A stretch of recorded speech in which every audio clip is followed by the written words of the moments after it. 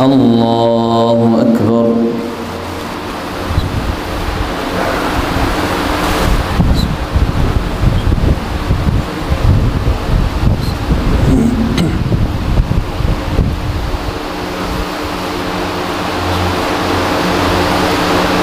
الحمد لله رب العالمين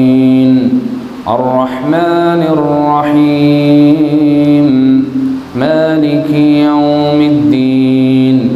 إياك نعبد وإياك نستعين اهدنا الصراط المستقيم صراط الذين أنعمت عليهم غير المغضوب عليهم ولا الضالين آمين.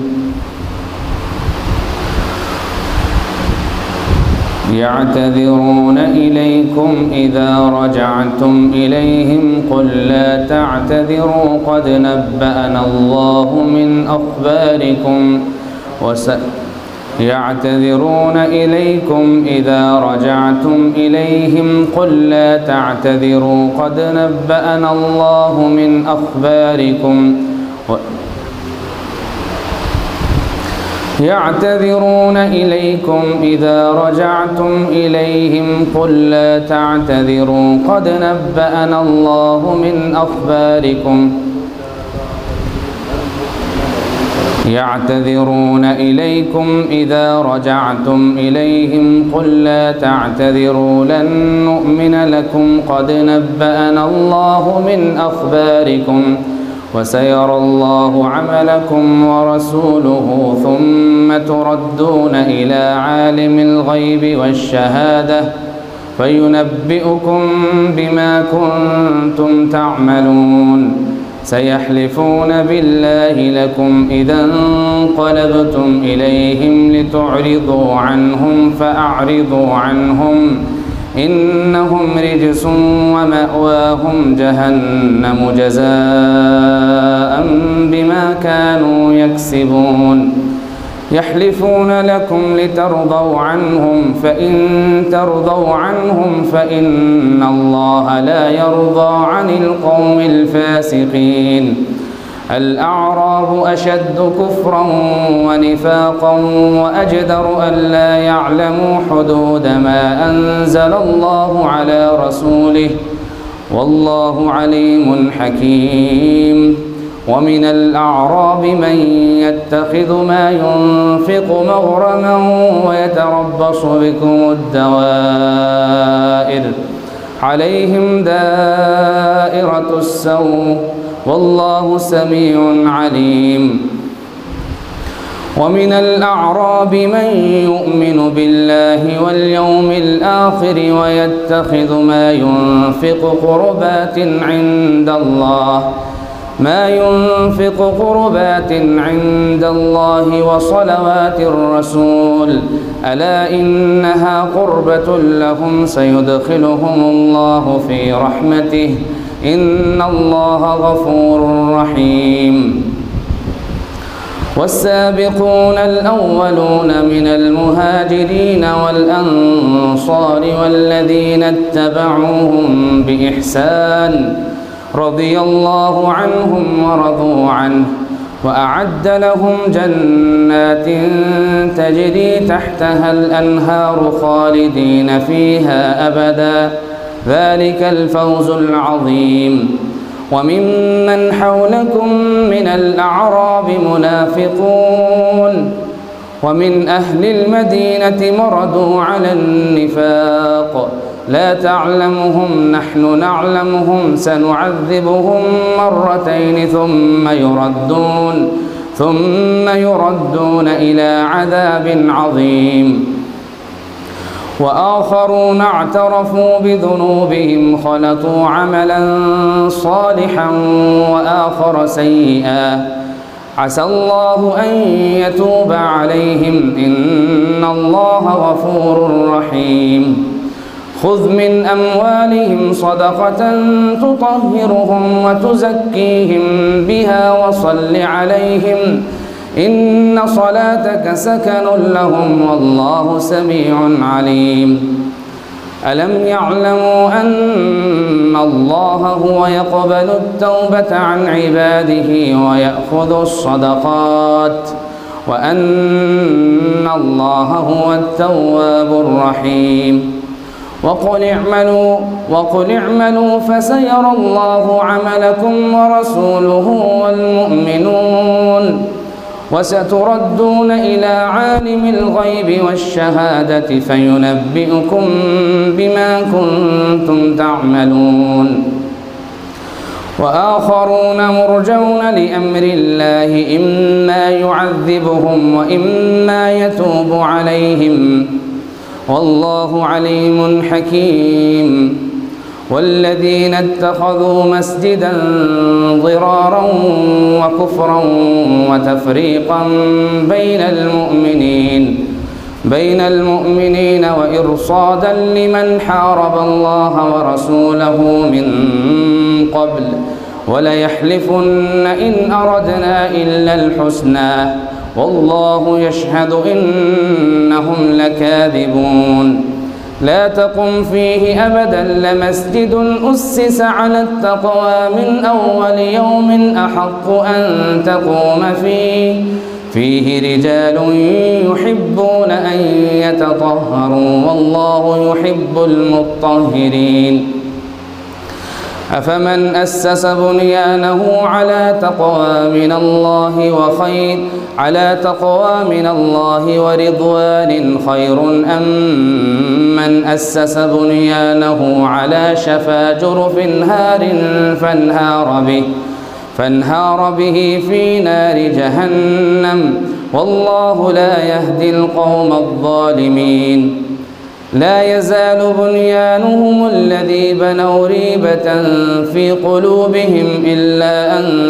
تقطع قلوبهم والله عليم حكيم. إن الله اشترى من المؤمنين أنفسهم وأموالهم بأن لهم الجنة يقاتلون في سبيل الله فيقتلون ويقتلون وعدا عليه حقا في التوراة والإنجيل والقرآن ومن أوفى بعهده من الله فاستبشروا ببيعكم الذي بايعتم به وذلك هو الفوز العظيم. التائبون العابدون الحامدون السائحون الراكعون الساجدون الآمرون بالمعروف والناهون عن المنكر والحافظون لحدود الله وبشر المؤمنين. ما كان للنبي والذين آمنوا أن يستغفروا للمشركين ولو كانوا أولي قربى من بعد ما تبين لهم أنهم أصحاب الجحيم. وما كان استغفار إبراهيم لأبيه إلا عن موعدة وعدها إياه فلما تبين له أنه عدو لله تبرأ منه إن إبراهيم لأواه حليم. وما كان الله ليضل قوما بعد إذ هداهم حتى يبين لهم ما يتقون إن الله بكل شيء عليم. إن الله له ملك السماوات والأرض يحيي ويميت وما لكم من دون الله من ولي ولا نصير. لقد تاب الله على النبي والمهاجرين والأنصار الذين اتبعوه في ساعة العسرة من بعد ما كاد يزيغ قلوب فريق منهم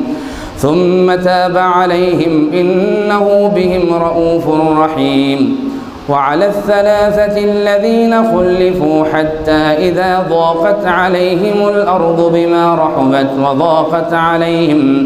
وضاقت عليهم أنفسهم وظنوا أن لا ملجأ من الله إلا إليه ثم تاب عليهم ليتوبوا إن الله هو التواب الرحيم. يا أيها الذين آمنوا اتقوا الله وكونوا مع الصادقين. ما كان لأهل المدينة ومن حولهم من الأعراب أن يتخلفوا عن رسول الله ولا يرغبوا بأنفسهم عن نفسه، ذلك بأنهم لا يصيبهم ظمأ ولا نصب ولا مخمصة في سبيل الله ولا يطعون موطئا يغيظ الكفار ولا ينالون من عدو نيلا إلا كتب لهم به عمل صالح إن الله لا يضيع أجر المحسنين. ولا ينفقون نفقة صغيرة ولا كبيرة ولا يقطعون واديا إلا كتب لهم ليجزيهم الله أحسن ما كانوا يعملون. وما كان المؤمنون لينفروا كافة فلولا نفر من كل فرقة منهم طائفة ليتفقهوا في الدين ولينذروا قومهم إذا رجعوا إليهم لعلهم يحذرون. يا أيها الذين آمنوا قاتلوا الذين يلونكم من الكفار وليجدوا فيكم غلظة واعلموا أن الله مع المتقين. وإذا ما أنزلت سورة فمنهم من يقول أيكم زادته هذه إيمانا فأما الذين آمنوا فزادتهم إيمانا وهم يستبشرون وأما الذين في قلوبهم مرض فزادتهم رجسا إلى رجسهم وماتوا وهم كافرون. أولا يرون أنهم يفتنون في كل عام مرة أو مرتين ثم لا يتوبون ولا هم يذكرون. وإذا ما أنزلت سورة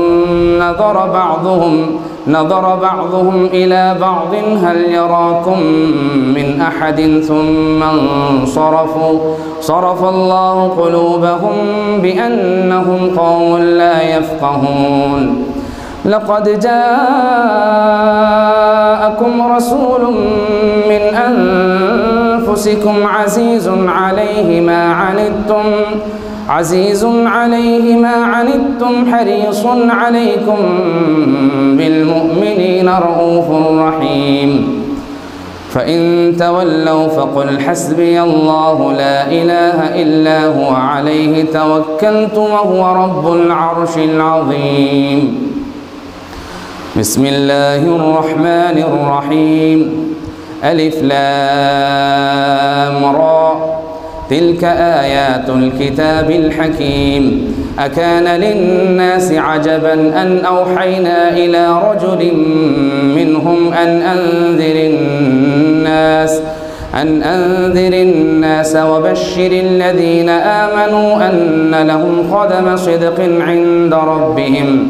قال الكافرون إن هذا لساحر مبين. إن ربكم الله الذي خلق السماوات والأرض في 6 أيام ثم استوى على العرش يدبر الأمر ما من شفيع إلا من بعد إذنه ذلكم الله ربكم فاعبدوه وفلا تذكرون. إليه مرجعكم جميعا وعد الله حقا إنه يبدأ الخلق ثم يعيده ليجزي الذين آمنوا وعملوا الصالحات بالقسط والذين كفروا لهم شراب من حميم وعذاب شديد بما كانوا يكفرون.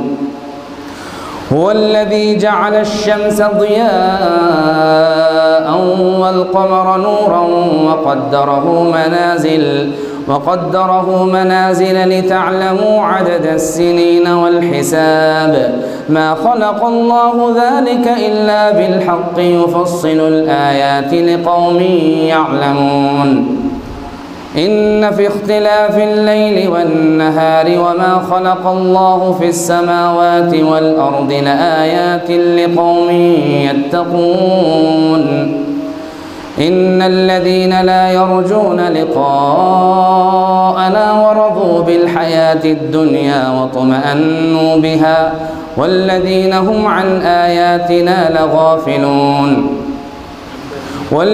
هم عن آياتنا غافلون أولئك مأواهم النار بما كانوا يكسبون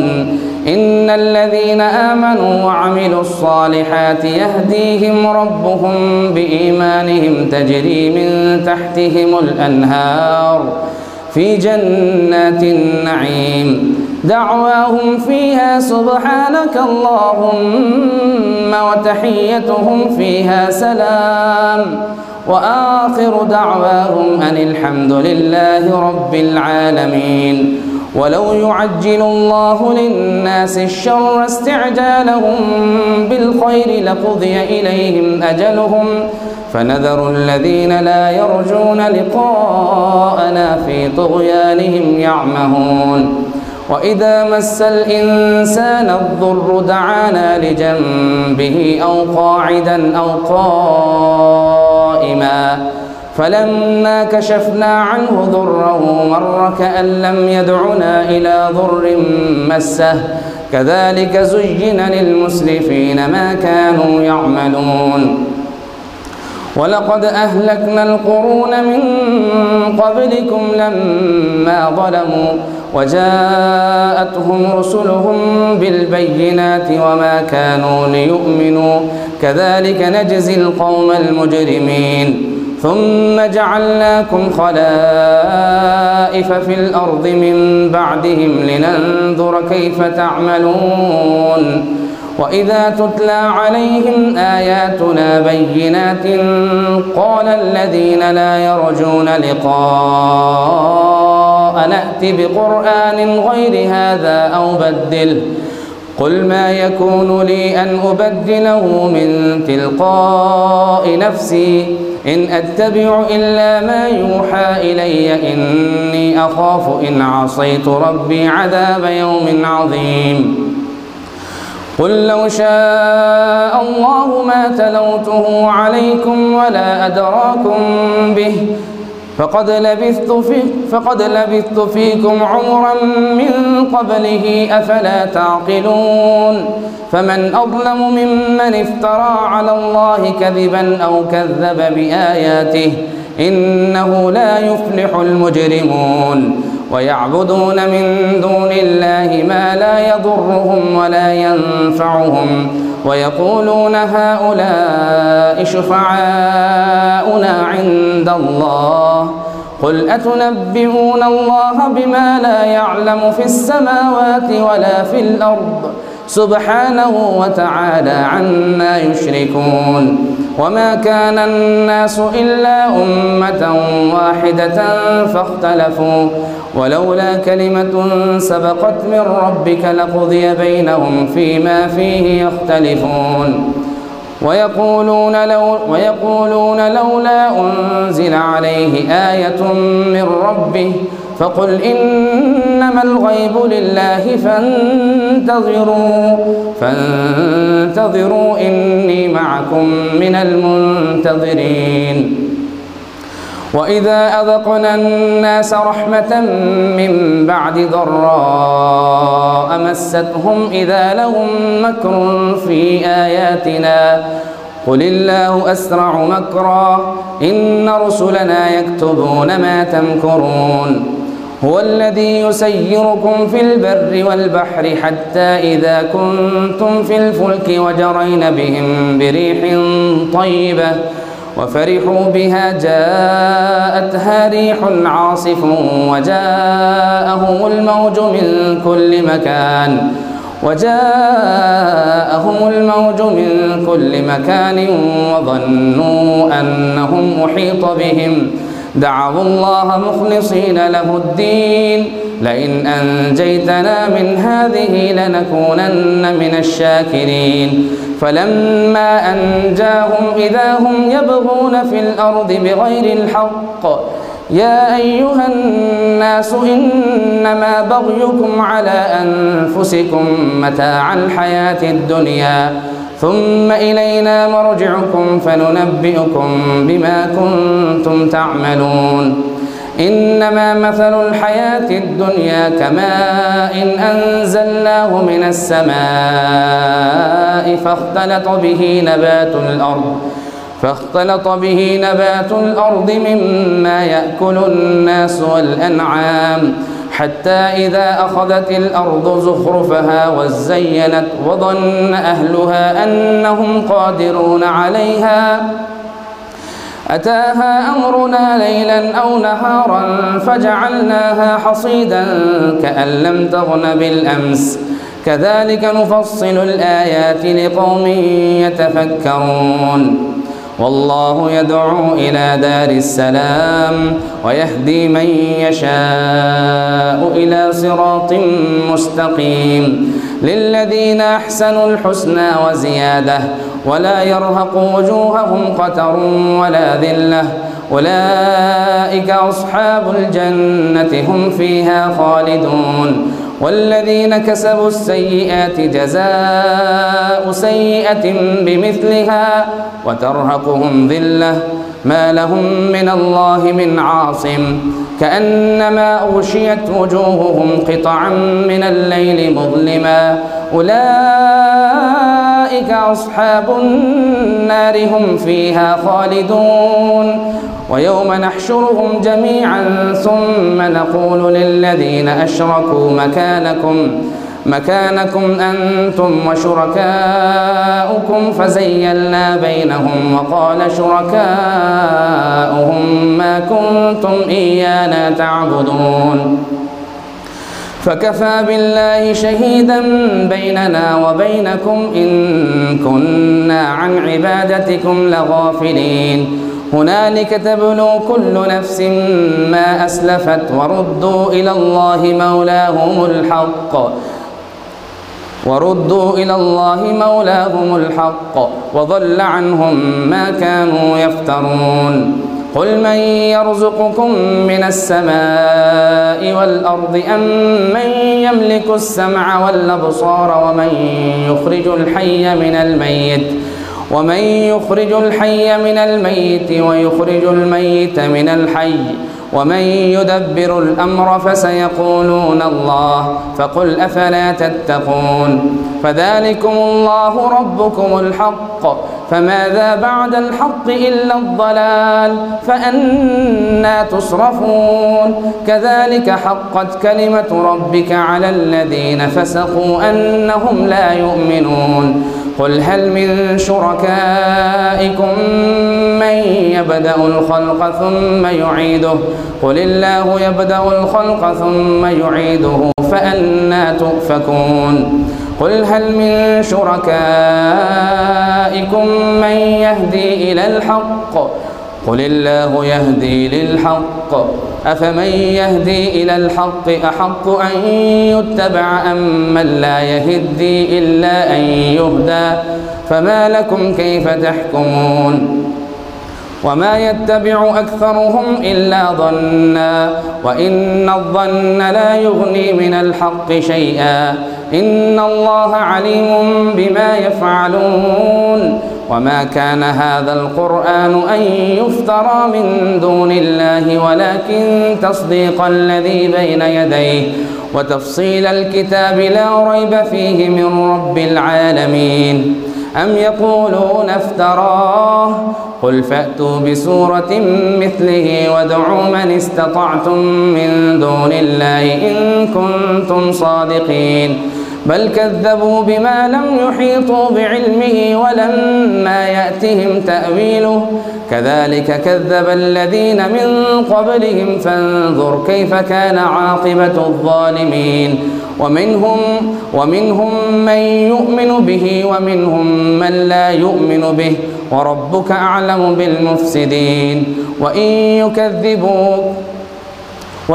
كذبوك فقل لي عملي ولكم عملكم أنتم بريئون مما أعمل وأنا بريء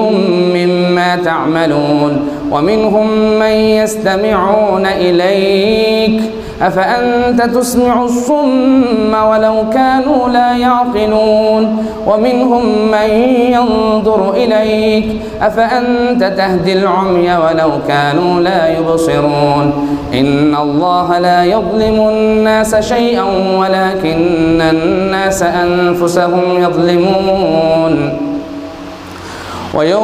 ويوم يحشرهم كأن لم يلبثوا إلا ساعة من النهار يتعارفون بينهم قد خسر الذين كذبوا بلقاء الله وما كانوا مهتدين وإما نرينك بعض الذي نعدهم أو نتوفينك فإلينا مرجعهم ثم الله شهيد على ما يفعلون ولكل أمة رسول فإذا جاء رسولهم قضي بينهم بالقسط وهم لا يظلمون ويقولون متى هذا الوعد إن كنتم صادقين قل لا أملك لنفسي ضرا ولا نفعا إلا ما شاء الله لكل أمة أجل فإذا جاء أجلهم فلا يستعجلون ساعة ولا يستقدمون قل أرأيتم إن أتاكم عذابه بياتا أو نهارا ماذا يستعجل منه المجرمون أثم إذا ما وقع آمنتم به الآن وقد كنتم به تستعجلون ثم قيل للذين ظلموا ذوقوا عذاب الخلد هل تجزون إلا بما كنتم تكسبون ويستنبئونك أحق هو قل إي وربي إنه لحق وما أنتم بمعجزين. الله أكبر.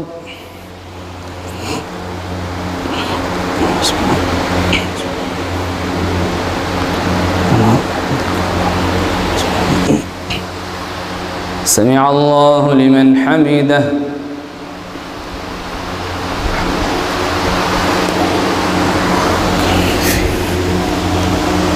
الله أكبر.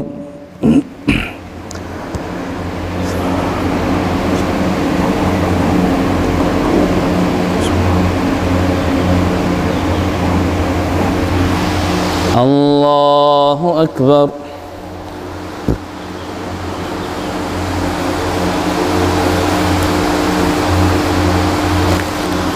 الله أكبر.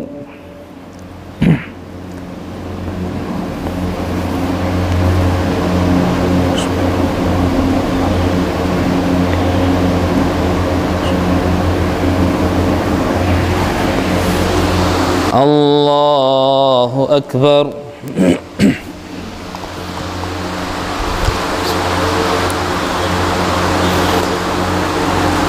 الحمد لله رب العالمين الرحمن الرحيم مالك يوم الدين إياك نعبد وإياك نستعين اهدنا الصراط المستقيم صراط الذين أنعمت عليهم غير المغضوب عليهم ولا الضالين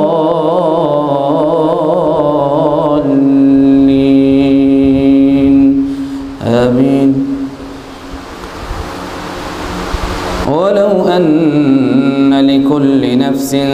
ظلمت ما في الأرض لافتدت به وأسروا الندامة لما رأوا العذاب وقضي بينهم بالقسط وهم لا يظلمون ألا إن لله ما في السماوات والأرض ألا إن وعد الله حق ولكن أكثرهم لا يعلمون هو يحيي ويميت وإليه ترجعون يا أيها الناس قد جاءتكم موعظة من ربكم وشفاء لما في الصدور وهدى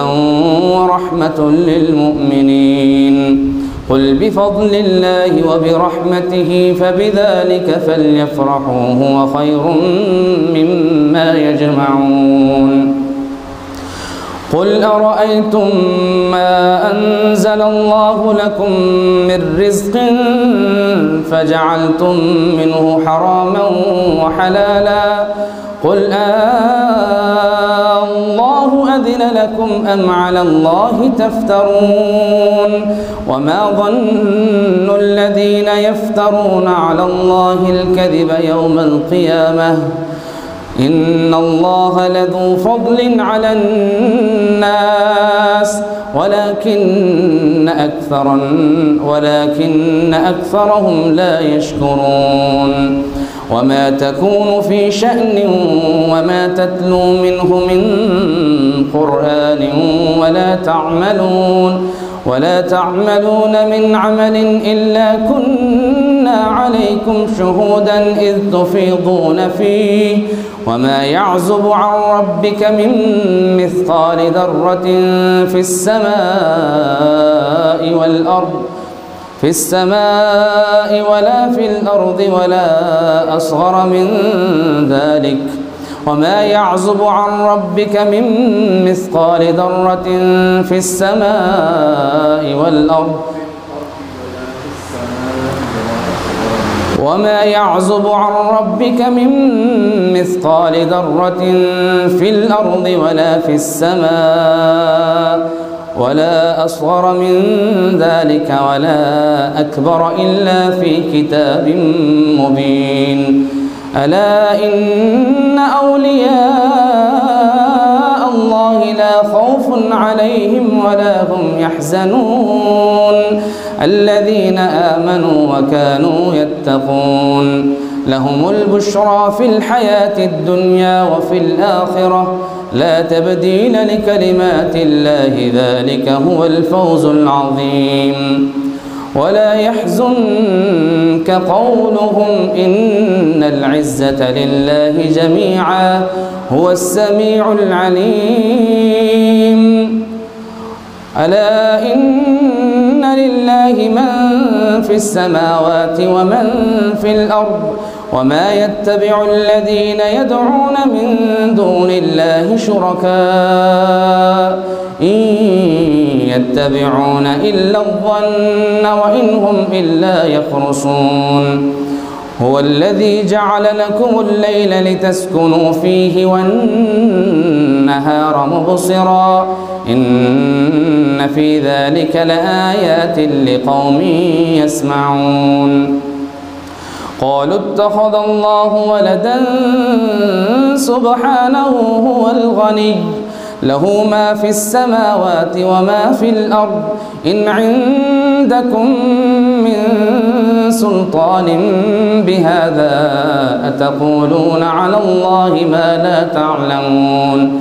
قل إن الذين يفترون على الله الكذب لا يفلحون متاع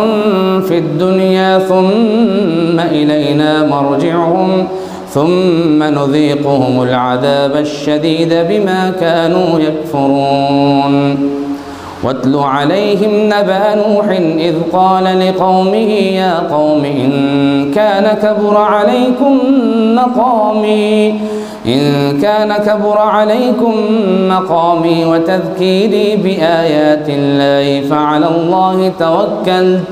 فعلى الله توكلت فأجمعوا أمركم وشركاءكم ثم لا يكن أمركم عليكم غمة ثم قضوا إلي ولا تنذرون ثم قضوا إلي ولا تنذرون فإن توليتم فما سألتكم من أجر إن أجري إلا على الله وأمرت أن أكون من المسلمين فكذبوه فنجيناه ومن معه في الفلك وجعلناهم خلائف وأغرقنا الذين كذبوا بآياتنا فانظر كيف كان عاقبة المنذرين ثم بعثنا من بعده رسلا إلى قومهم فجاءوهم بالبينات فما كانوا ليؤمنوا بما كذبوا به من قبل كذلك نطبع على قلوب المعتدين ثم بعثنا من بعدهم موسى وهارون إلى فرعون وملئه بآياتنا فاستكبروا وكانوا قوما مجرمين فلما جاءهم الحق من عندنا قالوا إن هذا لسحر مبين قال موسى أتقولون للحق لما جاءكم أسحر هذا ولا يفلح الساحرون قالوا أجئتنا لتلفتنا عما وجدنا عليه آباءنا وتكون لكما الكبرياء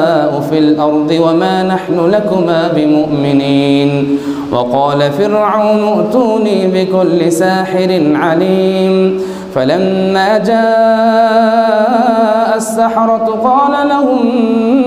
موسى ألقوا ما أنتم ملقون فلما ألقوا قال موسى ما جئتم به السحر إن الله سيبطله إن الله لا يصلح عمل المفسدين ويحق الله الحق بكلماته ولو كره المجرمون فما آمن لموسى إلا ذرية من قومه على خوف من فرعون وملئهم أن يفتنهم وإن فرعون لعال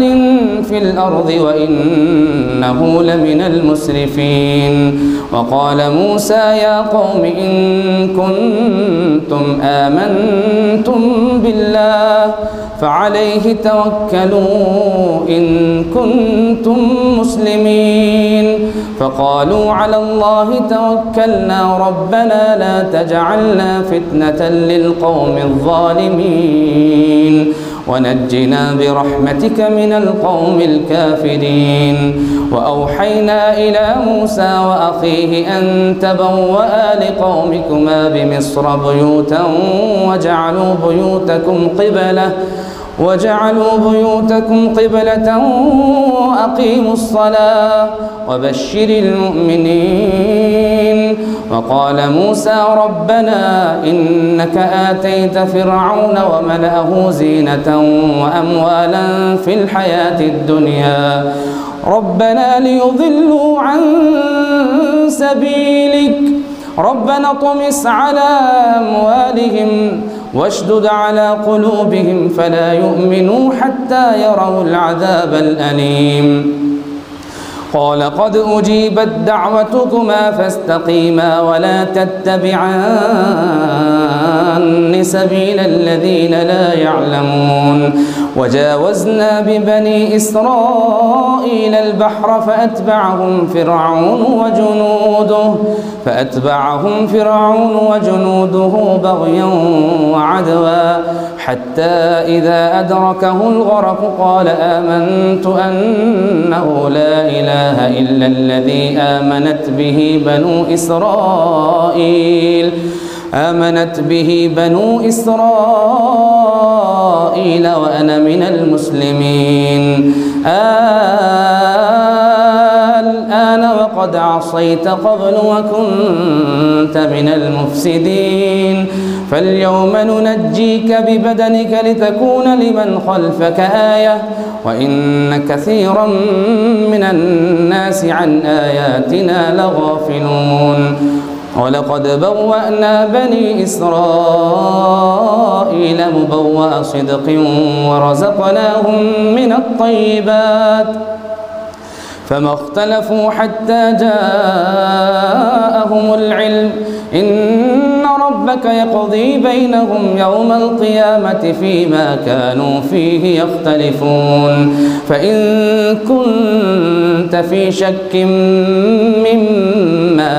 أنزلنا إليك فاسأل الذين يقرؤون الكتاب من قبلك لقد جاءك الحق من ربك فلا تكونن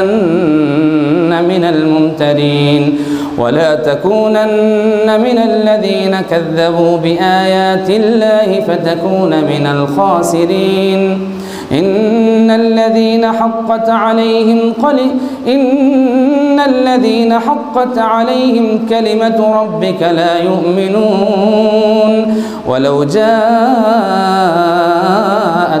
كل آية حتى يروا العذاب الأليم. فلولا كانت قرية آمنت فنفعها إيمانها إلا قوم يونس لما آمنوا كشفنا عنهم عذاب الخزي في الحياة الدنيا ومتعناهم إلى حين. ولو شاء ربك لآمن من في الأرض كلهم جميعا أفأنت تكره الناس حتى يكونوا مؤمنين. وما كان لنفس أن تؤمن إلا بإذن الله ويجعل الرجس على الذين لا يعقلون. قل انظروا ماذا في السماوات والأرض وما تغني الآيات والنذر عن قوم لا يؤمنون. فهل ينتظرون إلا مثل أيام الذين خلوا من قبلهم قل فانتظروا إني معكم من المنتظرين. ثم ننجي رسلنا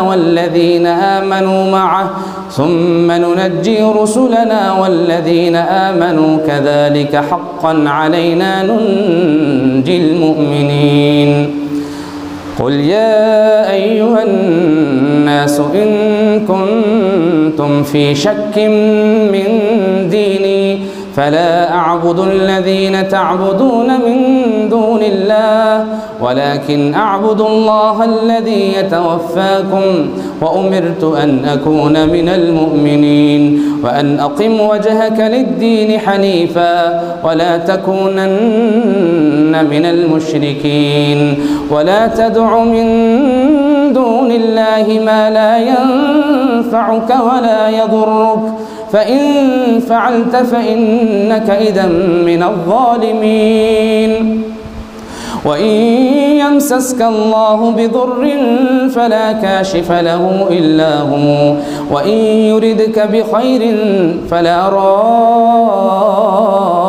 لفضله يصيب به من يشاء من عباده وهو الغفور الرحيم. قل يا أيها الناس قد جاءكم الحق من ربكم فمن اهتدى فإنما يهتدي لنفسه ومن ضل فإنما يضل عليها وما أنا عليكم بوكيل. واتبع ما يوحى إليك واصبر حتى يحكم الله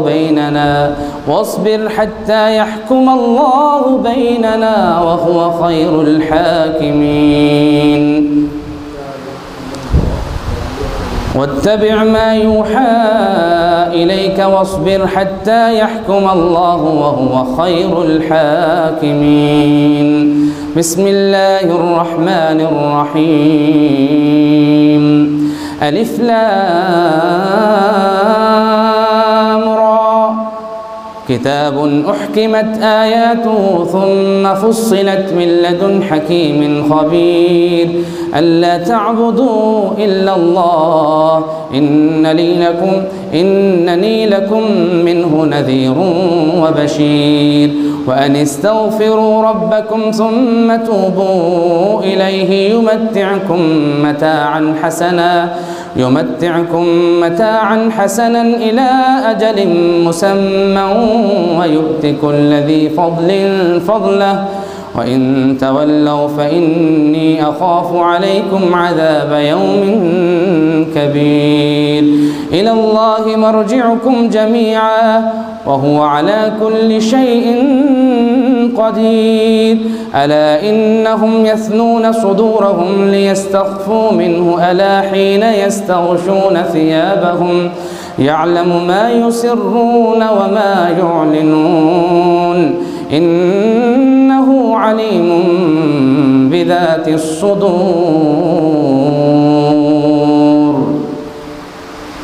الله أكبر.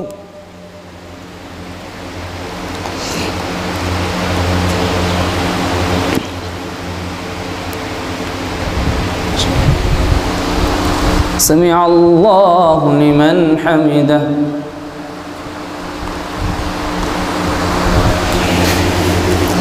الله أكبر.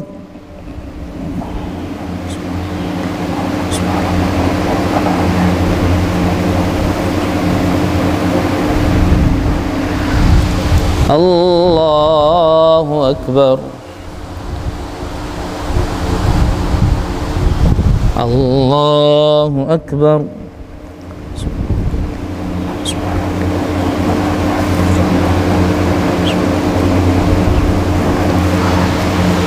الله أكبر.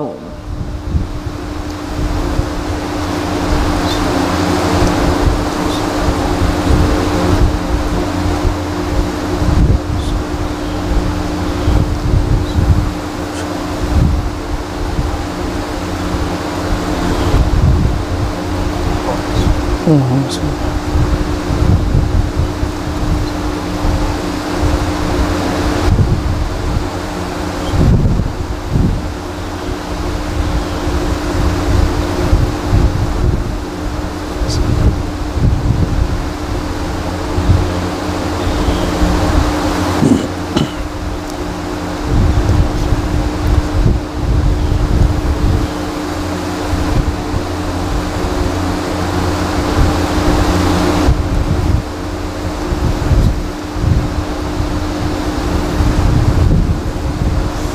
السلام عليكم ورحمة الله. السلام عليكم ورحمة الله.